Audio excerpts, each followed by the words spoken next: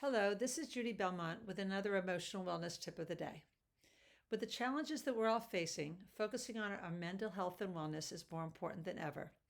And every day, I'm offering some tip from one of my books or my self help cards to help you and me stay more positive and resilient.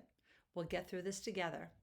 I strongly do believe what doesn't weaken you will deepen you. And today I'm focusing on one of the chapters in my Embrace Your Greatness book, which is learning from the past rather than living in it. We have a lot of time to think now. We have a lot of time not to be distracted. Usually in our busy life, we get pulled in a lot of different directions. We're spending a lot more time at home. We're spending a lot more time reflecting. And that could be great, but that also can be very harmful.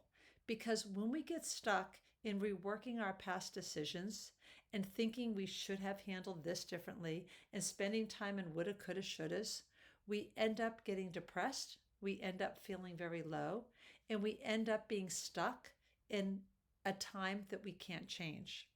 Because no matter how much we rework the past, our past decisions, our past actions, we can't change them. We can only change the story that we have surrounding them and realize that our story might be an imperfect one, but it's the one that we own, it's the one that we have, and it's up to us to make it a happy ending. So, how can we learn from the past rather than live in it? Number one, forgive yourself for choices that you now regret. And I have a saying that a lot of people seem to like. I have it actually on an inspirational post on Pinterest and Facebook that I have actually gotten a lot of shares and comments. Forgive yourself for not having the foresight to know what is now so obvious in hindsight. And that is easier said than done because a lot of times as we grow and we get wiser and we learn things, we don't have compassion for the foolish person we used to be or the foolish choices that we used to make.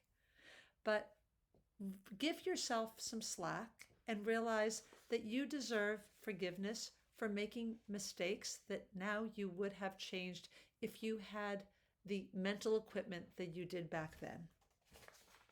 Another one is overcoming regret and turning unproductive regret to productive regret. What's the difference? Unproductive regret is mulling and mulling and mulling things that are from the past. They can't be changed.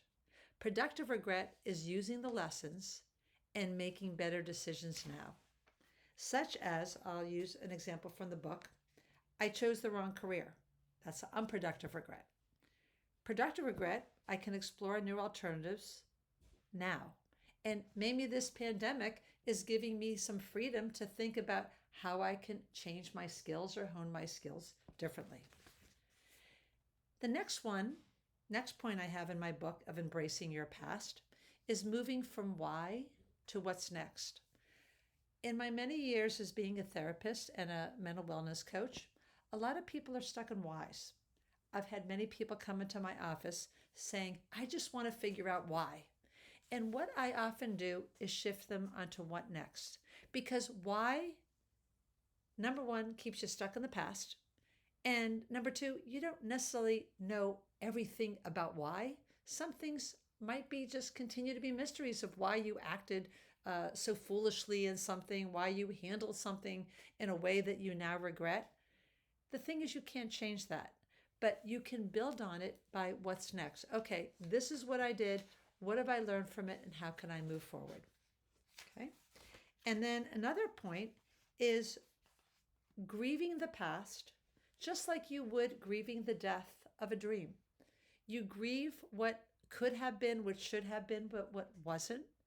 And now move into the stage of acceptance that I have healed and I am healing and this is what I'm working for. And I'm accepting the past and I'm growing through it.